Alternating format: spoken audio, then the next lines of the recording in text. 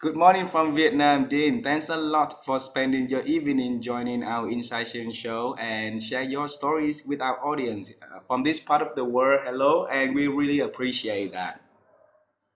Thank you very much, Ha. I mean, so from this side of the world, I mean, you're ahead of me. It's Wednesday where you are, waving ahead to you in the future.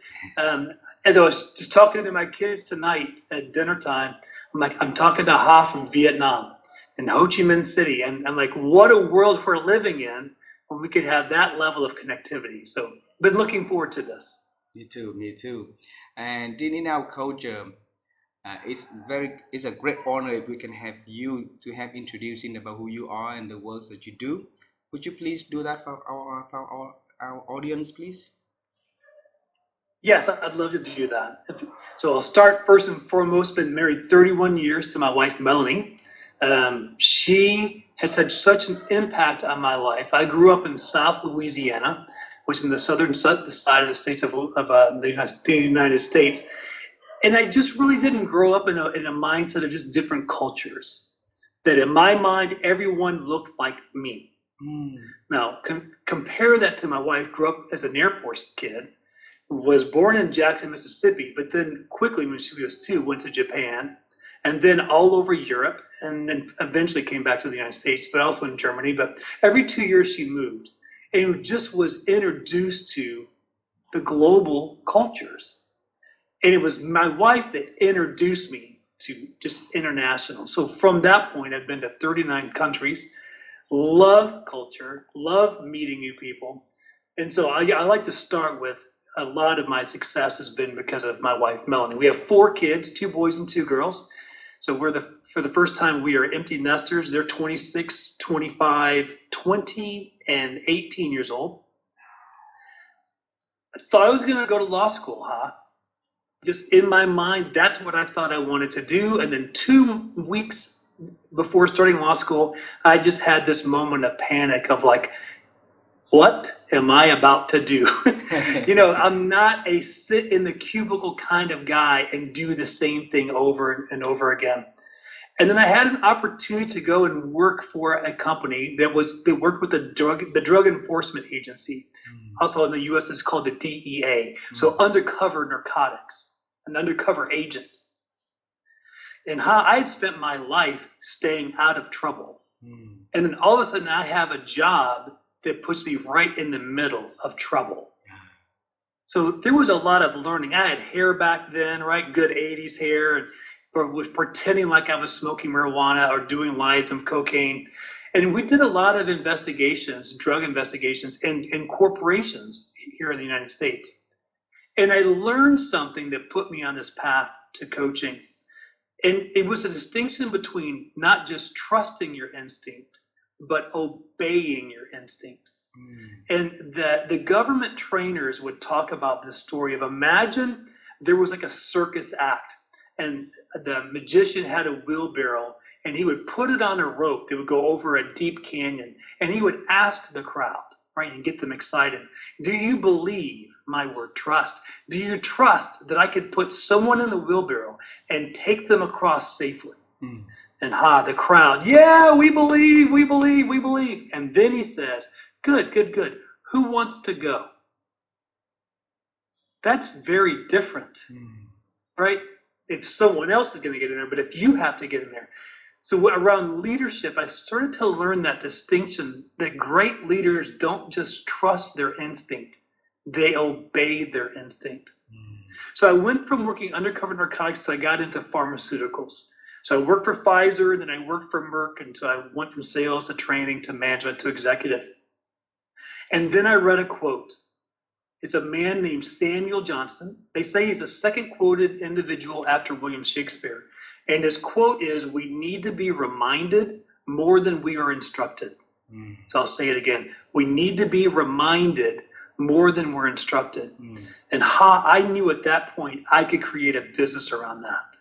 Because when I was at Merck Pharmaceuticals, we had hundreds of millions of dollars for development, for leadership development, for management development. And all in truth, it didn't work. Just meaning that we would bring focus to something and the numbers would get better, but then the numbers would just kind of go back to where they were. And we would bring in the next thing, and the numbers would get really good, and then they would go back, sometimes even below our baseline. I knew there was an unsatisfied market out there, and leaders were struggling. They didn't need to be instructed. They needed to be reminded. Just a lot of noise out there. And so in 2007, I quit pharmaceuticals. My grandparents cried. My parents were upset. Like, you had a good job. Why did you do this? And got my certification in executive coaching and put a shingle out. So Bridgepoint Coaching and Strategy Group. And we just landed some really big clients like Caterpillar, like US Steel, just right from the very beginning. And coaching works. Behavior shifted. Most importantly, the numbers got much better on their P&L sheets. And good work, good business turns into more work and more business. And so we've been doing this for 17 years now. Wow. And that all started by reading a quote from Samuel. Like, we needed to be reminded more than be instructed. And yes. Wow. We're going to get back to that point in your life and examine why that quote, like have the big impact to make the change in you, but allow us to bring you and I all the way back further when in our life. Okay. When I was young, I always wanted to become an astronaut, wearing astronaut suit and then jump in different planet. You wanted to become a lawyer and went to the, to go to the law firm. So that definitely was something that in your childhood related to that path that you wanted to become, right? So tell us, when you were young, what did you want to become? What did you envision about your future self, Dean? Yeah, what a great question. And I'll tell you what, it's hard to separate the adult language I know now with 10-year-old Dean right back in 1979. I'll go the adult language first, and then I'll go back to what I think 9-year-old Dean was doing. Sure. So working with a coach myself, her name is Cynthia Darst, amazing coach. She helped me find these 3 core values for me. So the first one is adventure. I respond to adventure. So whether it's let's go climb the highest mountain or who has the best salsa in town, I can't help myself. I have to go do that. Who has the best ice cream? Adventure. I do that. Second is awe, the word awe, AWE. It's just those things that kind of take your breath away. So a sunset, a good movie, a good piece of music, a conversation like this, I respond to awe moments. And then third is advocacy. There's things that need a voice. So those are the adult words of how I now understand my younger self. What I reacted to as a kid was justice. When I saw some things that weren't right, someone was being taken advantage of, I was the one who would go in and do my best to make it right. I would stand up to the bully. I would be an advocate for someone. I wanted to understand the why. And I was thinking that, to understand the law, to be an attorney or a lawyer, and then to protect those that were underserved. That's what I think younger Dean was anticipating. And so that all sounds noble. Now let me be even more raw. I wanted to make a lot of money. And I just also had this idea that when I was probably 10, 11 years old, that I would be a millionaire by the time I was 30. I don't know where that came from, but I mean, that was firmly in my head. I remember my freshman year of college, just trying to impress the pretty girls on campus of just watch this guy. I'm about to make a lot of money. I had no idea how that was going to happen, but that's what I kept telling people. Yeah. So that was younger, foolish Dean. Well, we say that younger, foolish Dean, but I think it's an instinct that you have when you was young. And earlier you said that not only trust your instinct, but obeying it, right? So yes, that's right. You live your life obeying that instinct, and that leading to all of the significant change and everything. So from that young kid ambitious, drive by fighting the justice, right? And when he become the millionaire at the age of 30. So it's like you look for a vision in 20 years time, and start from that, working your way up to get there. So now we bring you to the point from to the point where you really successful at your organizations, because not a lot of people working and getting to the executive roles, right?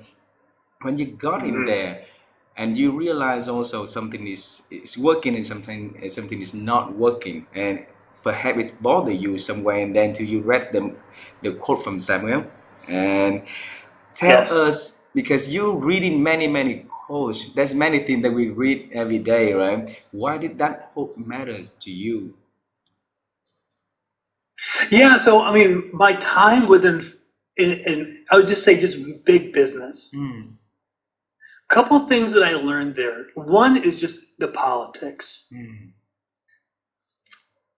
The politics of just the culture, the politics of the business, who gets promoted and who doesn't get promoted, and who gets the bonuses and who doesn't get the bonus, and mm. who gets invited to the inside teams and who doesn't.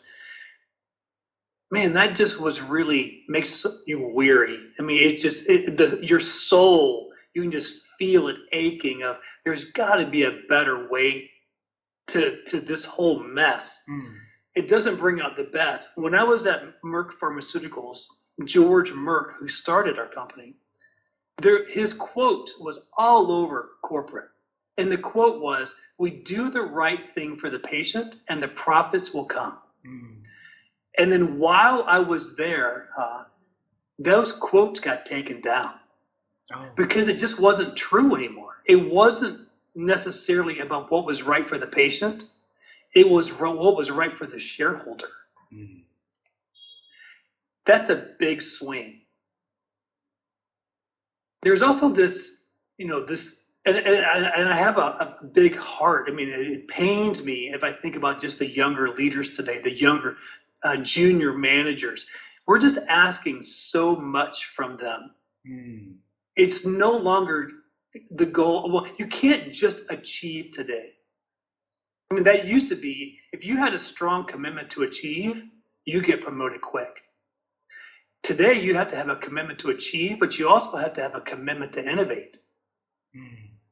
right? This idea that you have to be willing to blow up your own company, because if you don't, somebody else will. Just a level of disruption. But that's still not enough. You have to have a commitment to engage and to connect with everyone within the organization. That's not how it used to be. You just can come put in your 80 hours or your 40 hours and then go home. But now we're having coffee together and let's share your values. And I mean, there's much more intimacy at work, and that's still not enough Mm. from these young leaders. There's a fourth commitment. It's a commitment to inspire. So the work group is expecting you as the leader, you as the young manager, achieve the goals in the most efficient manner possible, be highly innovative, connect with everyone within the organization, and be inspirational. Communicate in an evocative fashion. Oh, yeah, and by the way, foster belonging and leverage uniqueness. Too many. Wow. Oh, is that all? Right? I mean, when am I supposed to smile? When am I supposed to laugh? When am I supposed to enjoy life? It was all of those things that I was just feeling that was missing Mm. just from the top down of the organization. And I was convinced then, I'm more convinced now, that coaching is the best vehicle Mm. to get in front of leadership, to inspire insight and shift perspectives that give an advantage of a definition of success that includes health, Mm. that includes a mental hygiene. In the United States, we often like to talk about when John F. Kennedy, our president, challenged the nation to put a man on the moon by the end of the decade. Mm. That's not what he said. We forget a very important last part of that, huh?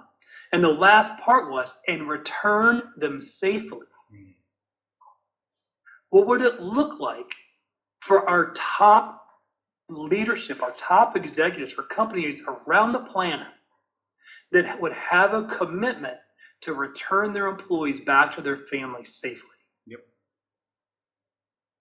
This could change everything. Wow. Yeah, so it was a level of frustration, and I wasn't able to make the difference that I wanted to make within the org chart at Merck. And then I read the quote, and I knew I could do two things. One, I could make a difference, and second, I could pay my mortgage. Right? I could make money doing this. I mean, that wasn't the only goal, but it's important to be able to pay your electricity bill. And then said another goes to be, and you're like many multiple millionaires for years after that, right? So make the dream from the Yes. kid to like make it multiple times. So Jean, allow me to share this because a lot of leaders that I know, they have two regrets by the time that they retire. They always told me, the first one is one of them is they always wanted to start their companies, earlier, and but they didn't do that. So I always encourage them, you have all the experience, you have all the knowledge, you have everything to start, so now it's never late. So but one of the reason that stopped them from doing and run their own company was because of the comfortability that they have with the job. So you gave yourself the courage, the courageous to make that move out of comfortability and head into the the winding world, right? And that in Yes. 2007 and 2008 was a very very challenging time, and around the world also. So Yeah, thanks for bringing that up, huh? yeah, tell us all the challenge that as a startup. Can you please? Oh, it was the worst time in hindsight to leave the comforts of Mama and Papa Merck, as we would call the company, where I had pension plan and 401k and company car and big bonuses, and I could have finished my career there. I mean, I could have been there 50 years, and I quit late 2006. Economy was still good. Put up my Bridgepoint Coaching and Strategy Group sign, and then late 2007, early 2008, we lost the coaching contract we had.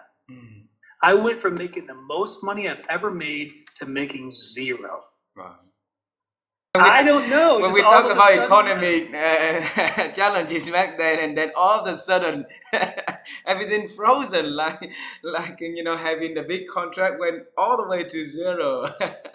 And tell us yeah, that that's moment exactly again, right. please. Yeah, so I can pick up from there. So 2006, economy is doing fantastic. I leave Merck. Late 2007, early 2008, economy drops. I went from making the most money I've ever made in my life to making zero. And that was frightening. Now, if I go back, what gave me some confidence is laying in bed before I made the decision to leave Merck. Laying in bed, and I say to my wife, I'm like, I really think I should, well, let me be more honest. Melanie, I'm thinking about quitting Merck and going full time and doing this executive coaching thing. What do you think? And she's like, do it. Wow. And I'm like, Melanie, you answered that way too fast. Like we should be fighting about this or something. And she's like, Dean, what's the worst that will happen? The worst that will happen is that we'll lose everything. But we're smart, we're healthy, we will rebuild. I just wasn't expecting it to happen so soon, right? So it was about 7-8 months where we were just bleeding out money, but stayed steady with it. The economy kind of came back around, and then got a contract with Progress Rail, one of the largest rail companies in the world. Caterpillar bought them in 2007.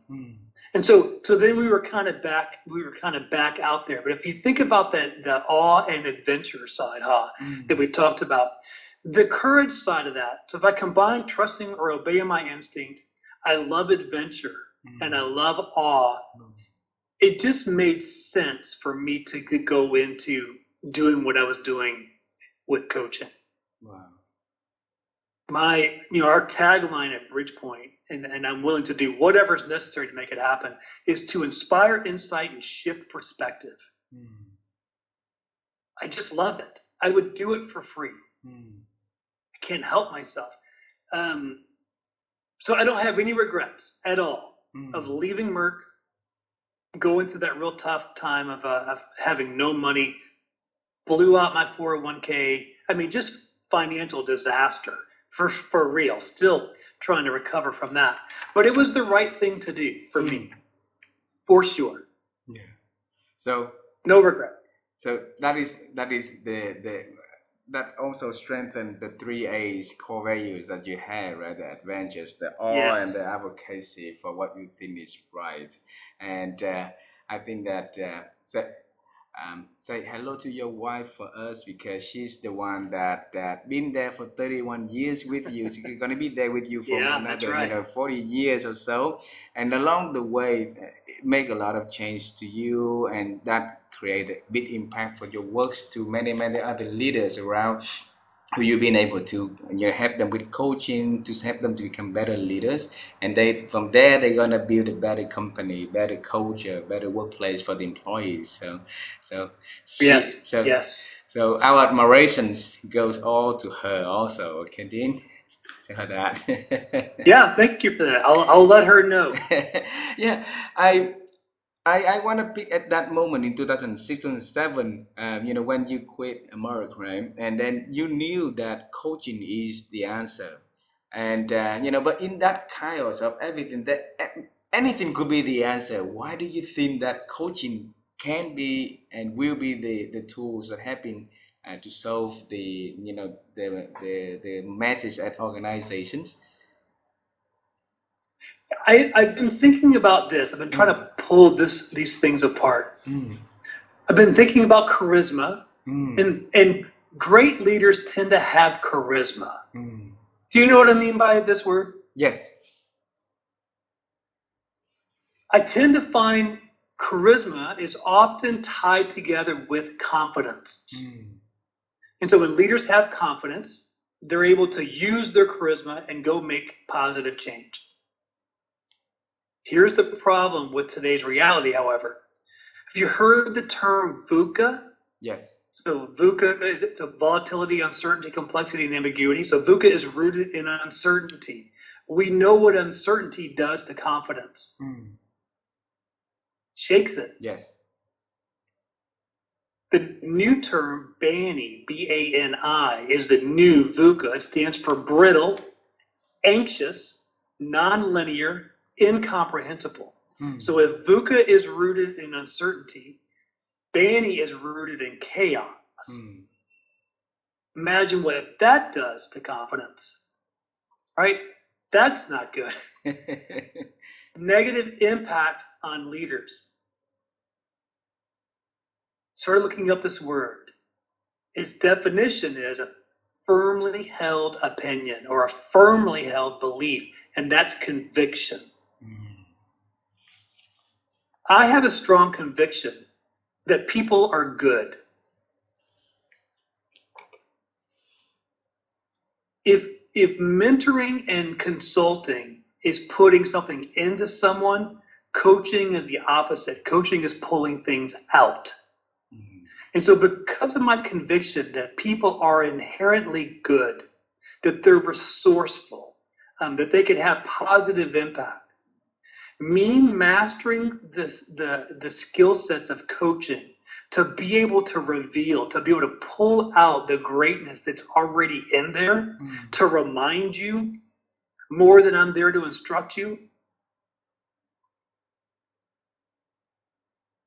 that's why it's made my decision to leave Merck easy. Mm. And it's why I've been able to attract the types of clients I've been able to attract. Mm. I find with however you see people, if you think people are evil and people are out to get you, then that's going to create your paradigm of how you see our planet. I just don't see it that way. Mm. And it's not out of confidence and it's not out of my charisma. It's out of my conviction. Mm. It's a firmly held belief and opinion. Mm. Wow. And I do believe So also, Dean, I think that if that's a beauty side of the coaching is you let the pupil to take their inside out, and then when we can Right. when we can lead from the inside, then like things will be a lot better. Then we will be influenced by other things, right? uh, for coaching space. And when you started this very early of the coaching stage, now it's got a lot more Right. mature, right? Where do you see the coaching space gonna go in the next, 10, 20 years, Dean? It's a great question. I'll start with I don't know. I Mm, don't know. Now from there, I just want to be honest with your viewers.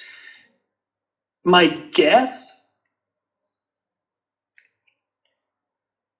I've it's been said, right? Have someone twice your age and have someone half your age in your life.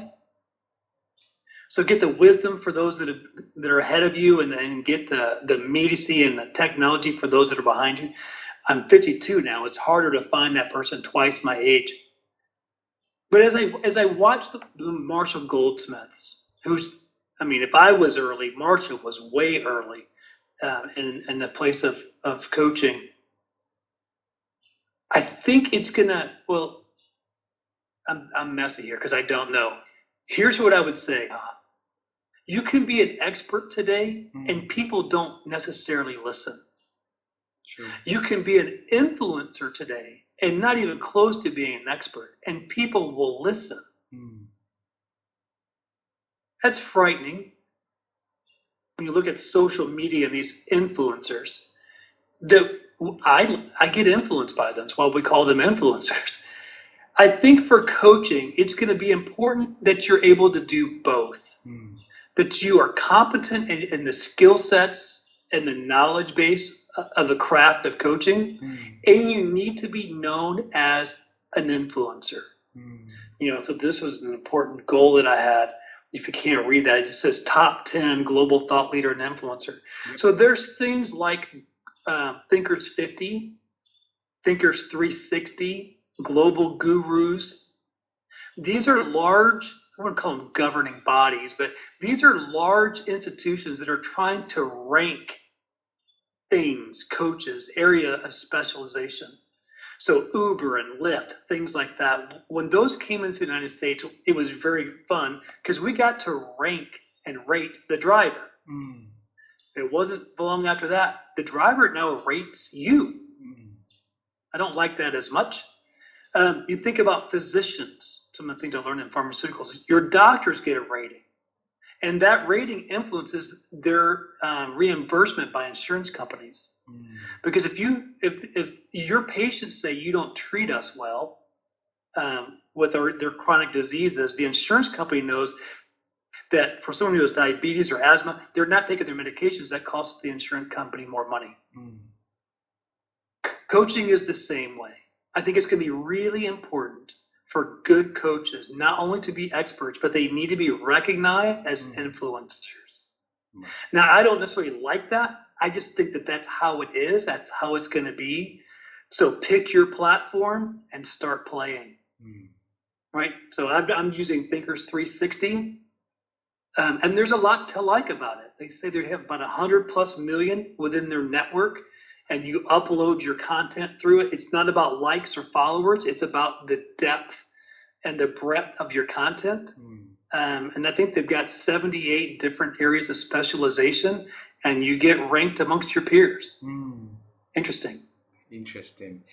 I will get to that point, and congratulate you for being the top 10 thought leaders in the Thinkers 360 in a few minutes. Now, I still want to go with the work surrounding coaching, and then we talk about this, right? So, when you, over the 16 years of being in this space, plus the pandemic that happened, there's a lot Mm-hmm. of definitely there's a lot of changing expectations for leaders and stuff. What's the common things that those leaders that you've been servicing to them that needing coaching, needing help with, Dean?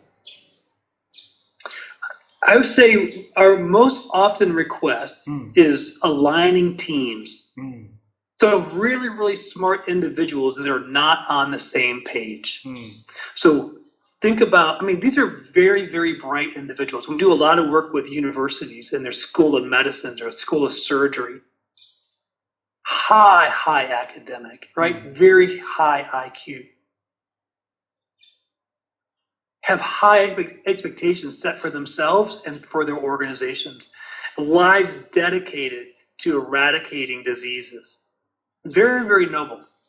But they're not on the same team. They're not rowing in the same direction. mm, A coach is able to come in there, get to know each individual, and what we're attempting to find is where is the crossover, where is their alignment, mm, and looking for the right moment to bring that group into the same room mm, and really introduce themselves. mm, They're with each other all day and they don't know each other.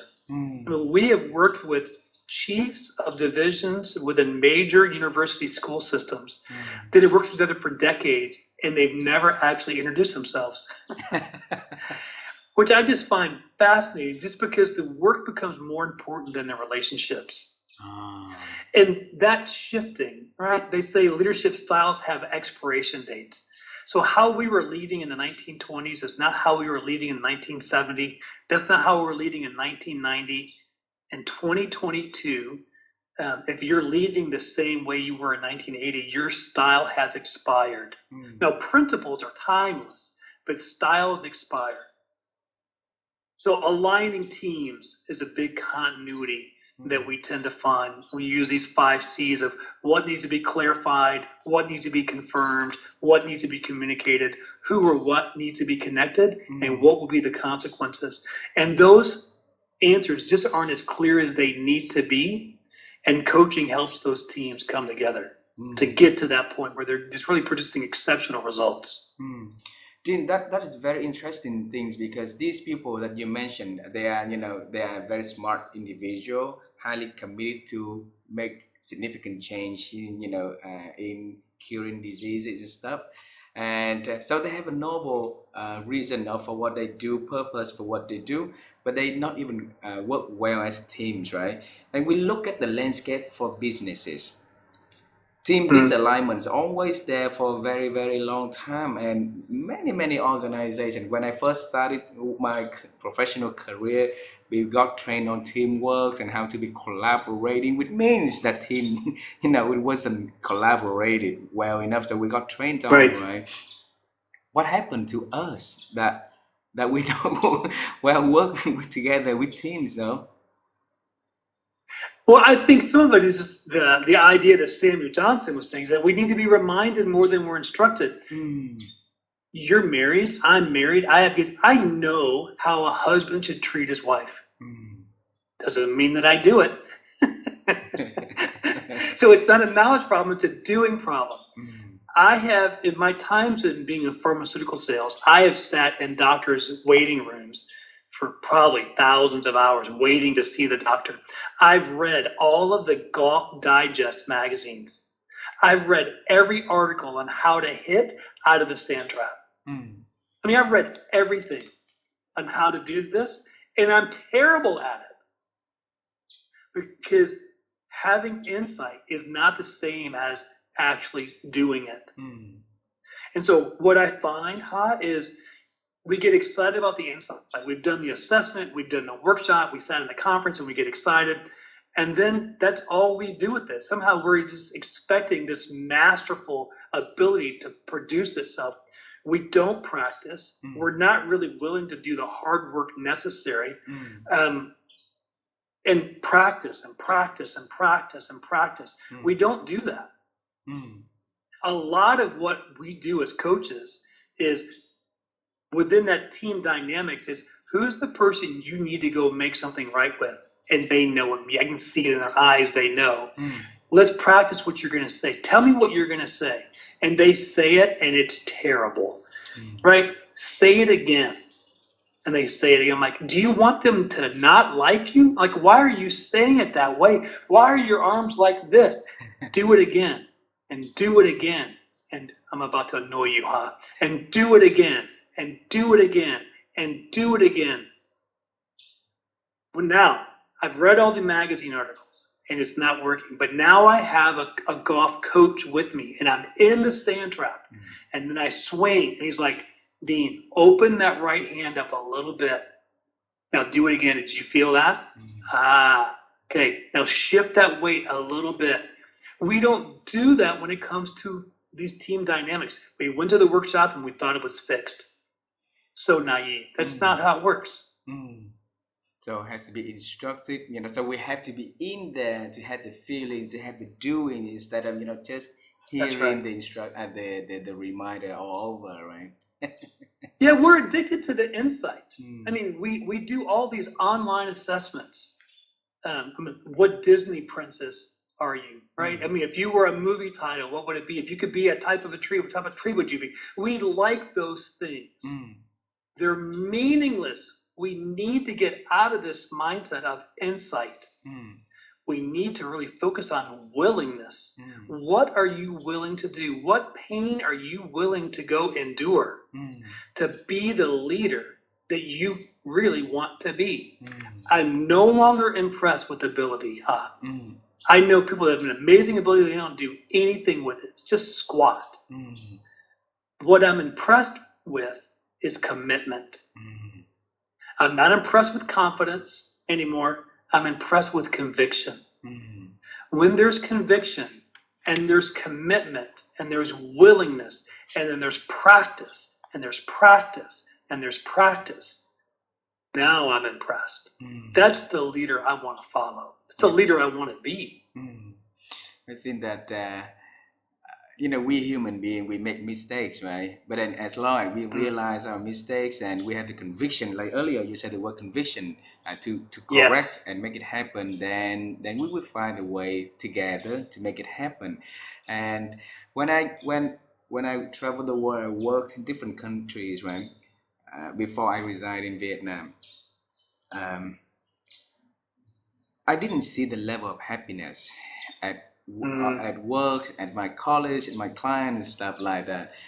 And that links me to to the thing that you shared. There were so many commitments for not just young leaders, also for every person in the organization to be committed to the job, committed to the task that they've been given to, committed to, to be innovative, or or someone else will be more innovative, will come and do the job for them, commit to be engaged and build a culture. And a lot of that commitment put more weight in their shoulders, so they come into work and just become a part of the engine, and not as a human being. And I've been seeing that through the pandemic, we start to see a lot of great things that happen in organization, where they start to go back to the basics of building the workplace, that happiness is the core, where relationships is the core of everything. And I really enjoy all of the articles that you share on Thinkers 360, about relationship, about building happiness, about the smile also. And yeah, so I want to go to a practical things about a little bit here, because a lot of my listeners are business leaders and HR professionals. If they want to build a culture of happiness where relationship can be, a core thing that, for people to build, how can they start doing that and changing that at their organization, Dean? I like that question very much. And the answer will annoy them. So one is they know. I think they know. I think up to maybe this point, they've just been unwilling, because there was going to be consequences to make those types of changes. That they or we, all of us have to say no to things that are really important, so we can say yes to things that make a difference. So the immediate and certain, those consequences are going to come. To say no to things that are really important. So you can say yes to things that make a difference. And those things tend to be future consequences and uncertain. That's a really big difference. There was a book that was written in the 70s called R Plus Performance Management. And these brothers did some testing and they kind of came out to consequences can be in these categories. Consequences can be positive or negative, immediate or future, certain or uncertain. And the most powerful consequences, they use the acronym PICNIC, PICNIC. They can be positive or negative, but the consequences that are immediate and certain always beat out the consequences that are future and uncertain. So I'll give you an example. Smoking cigarettes after a meal. Those that do that, the consequences are immediate, the positive ones. They get the menthol and they get that nicotine rush. The negative, cancer, is future and uncertain. Immediate and certain always wins. So why do we have these commitments that take up all of our time at work?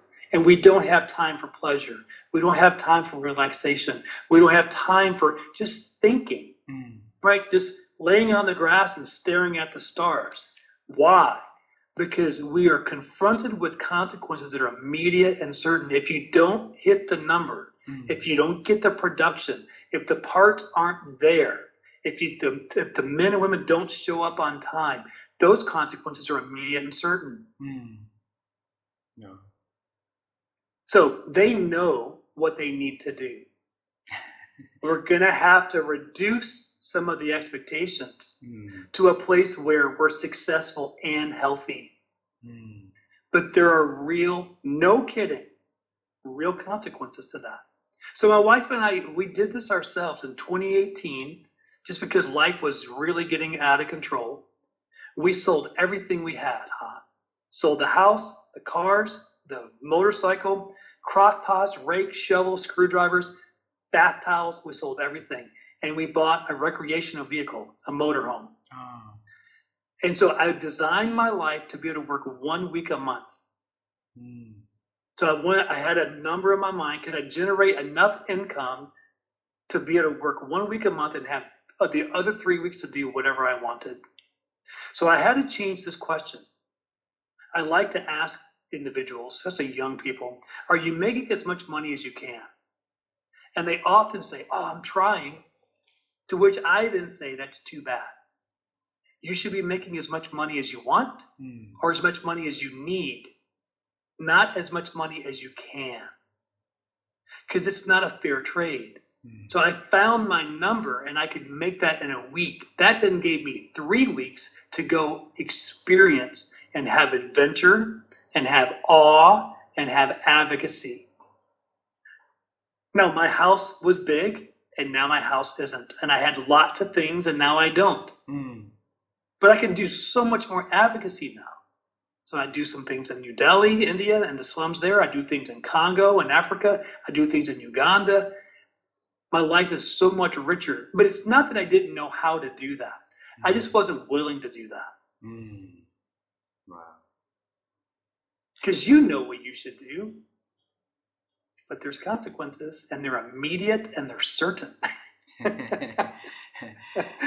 We all, for that what you said, that we all know what we want. We all have the decisions in our head already. It's just what stops us is the uncertainty in the future, the unknown consequences that gonna happen. So where can we give ourselves the courage to take the decisions and head into the future and embrace whatever it comes, Dean? Because not everybody is like adventurous like you. Not everybody is gonna enjoy our moments like you.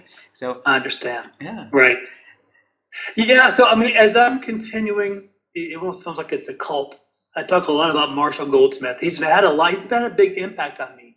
From his very first book of What Got You Here Won't Get You There. Yep. Was a very, very important book for me as a young leader.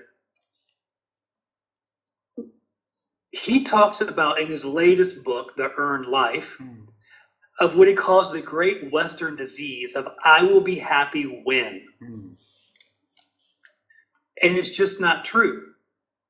I'll be happy when I get the promotion, or when I make this much money, or when I meet this person. And it's just the bar just keeps moving. Mm. You can be happy right now Mm.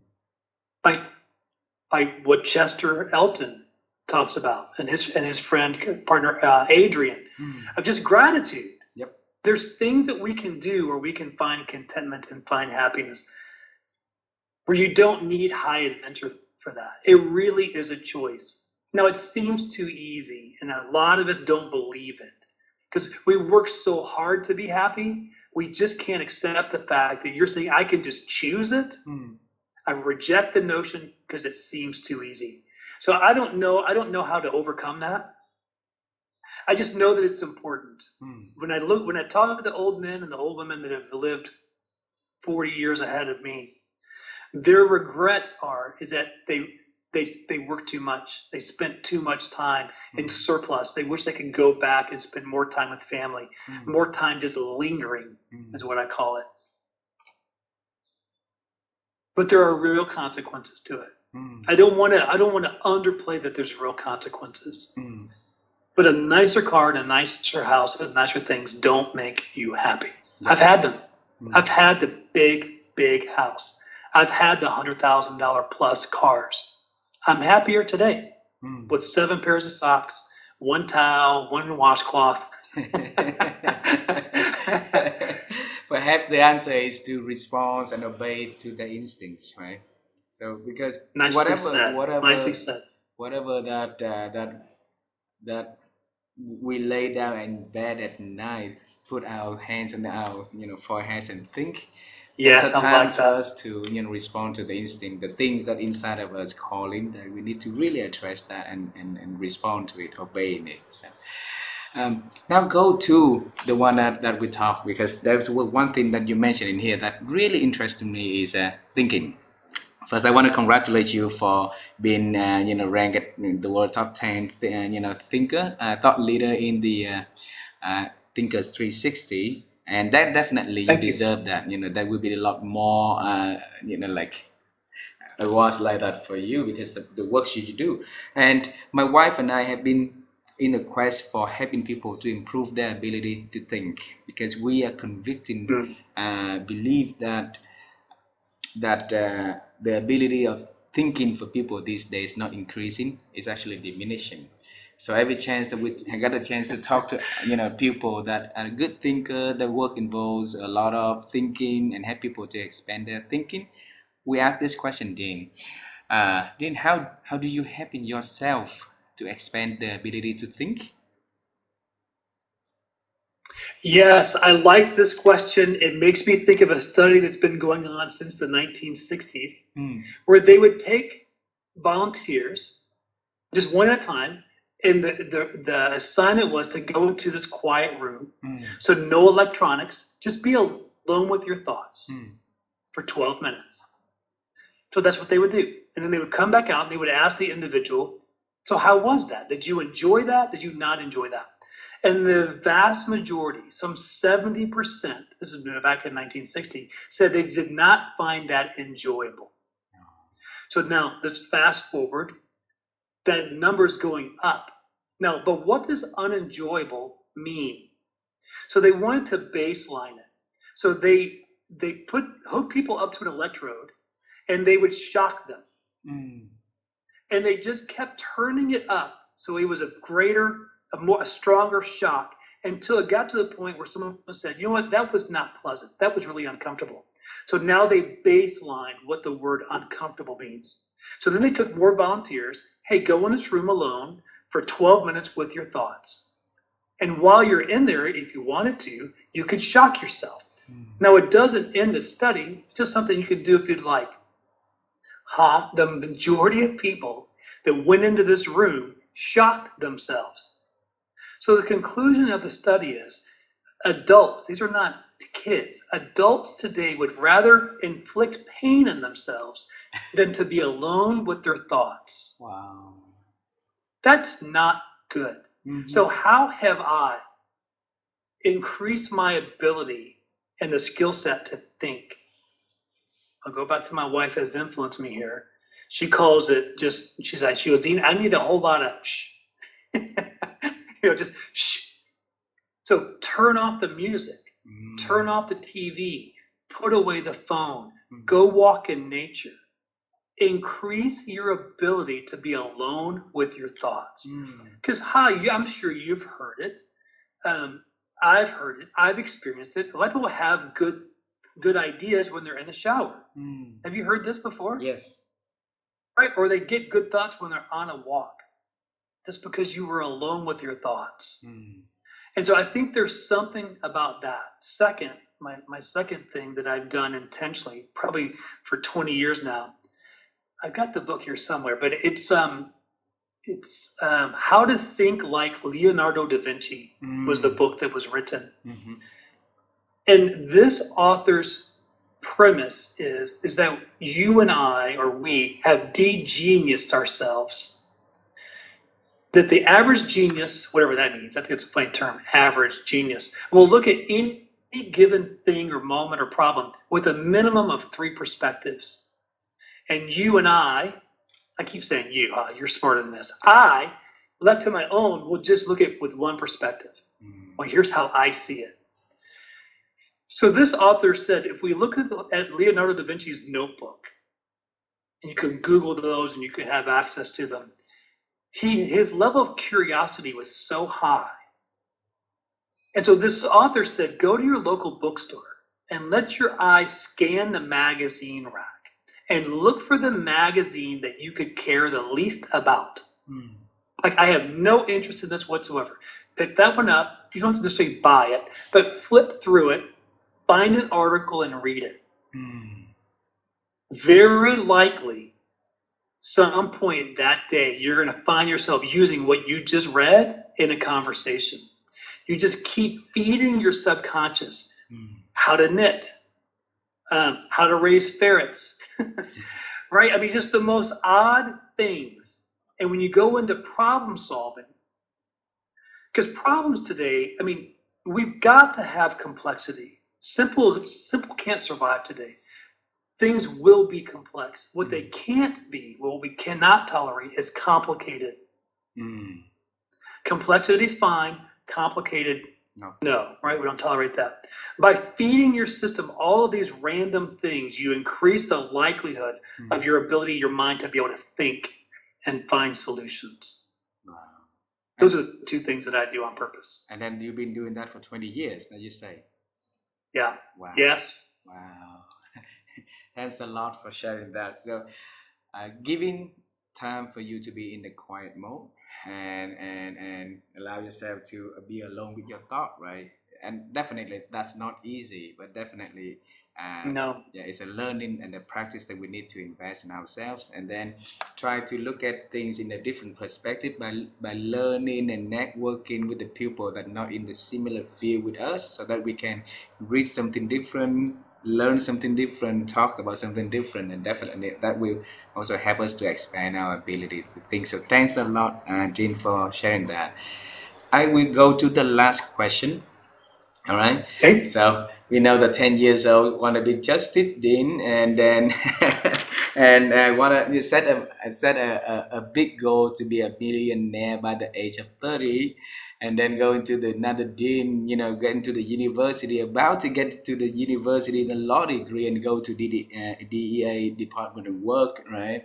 And then we married for 31 years. With 4 kids already. Now you guys alone, with the 2 of you.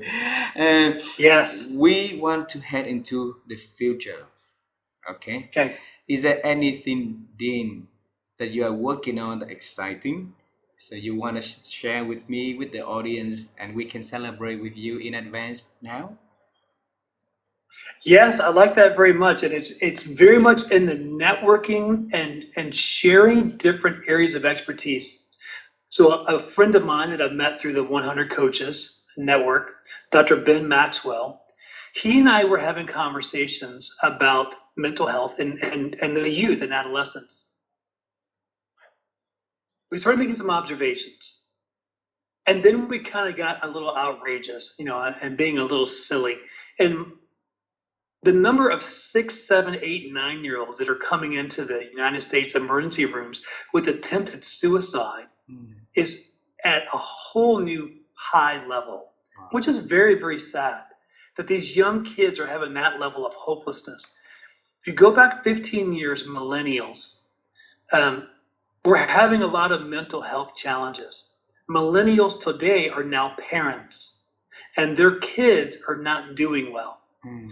And so I was asking Dr. Ben, who's a pediatric psychologist in California, how much of the mental health that we currently see today, the challenges, are avoidable? Mm. And he said a very outrageous number. No, he was being evocative. And he said, I think 80% Wow. is avoidable. Mm. 80% of sadness, right? Just Dean's word. Mm. For these teenagers, these adolescents, is avoidable. We think we've stumbled on something. Mm. And so we are pulled a cohort together to not focus on intervention, but to focus on prevention. Mm. And so here's where this is coming from. A good friend of ours, Aisha Bursell, has written a book about this, design the life that you love. Mm. And here's what we've found with parents.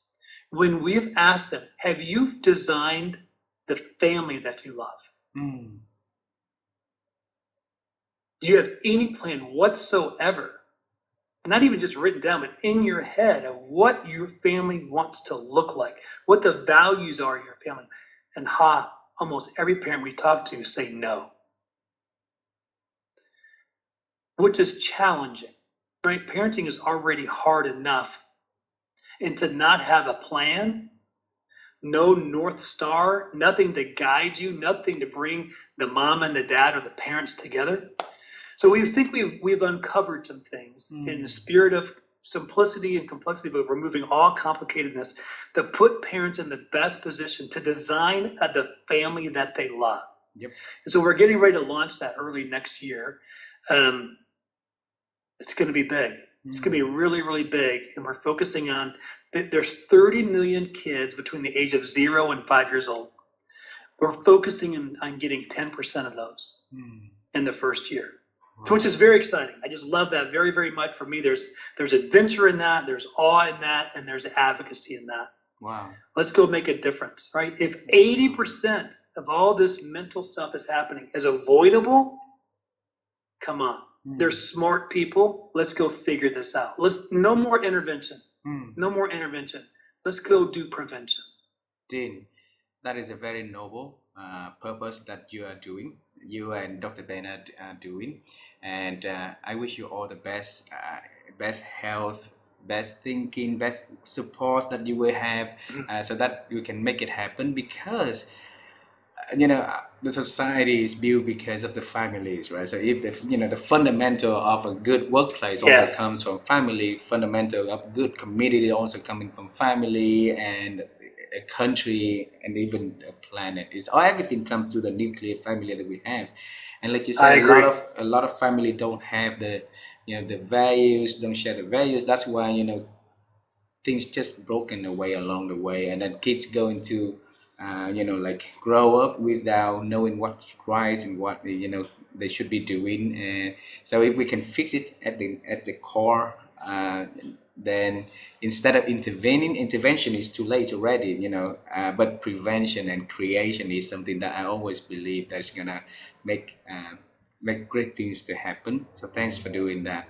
It's a lovely conversation we have today. It's lovely to seeing you and having you to our show. So we thank you for all the generosity to come and sharing your ideas with us. Okay. Thank you, Han. It's been fantastic. And then I would love to have one day seeing your wife, you, and your 4 children in Vietnam. If that happens, you have new friends here. Our families are here. Yeah, I love that. And I love that. We're going to be here to welcome you, give you a hug, and take you guys around town. Okay. Yeah, deal. Okay. See, it's adventure. I have to say yes. Yeah. And then we're going to enjoy our moments together. All right. Yes, yes, yes, yes. All right. Perfect. Thank you very much. You have a wonderful evening. Say hello to your family for me, please. Thank you, Ha. Appreciate that. Thank you. Bye bye for now. Goodbye.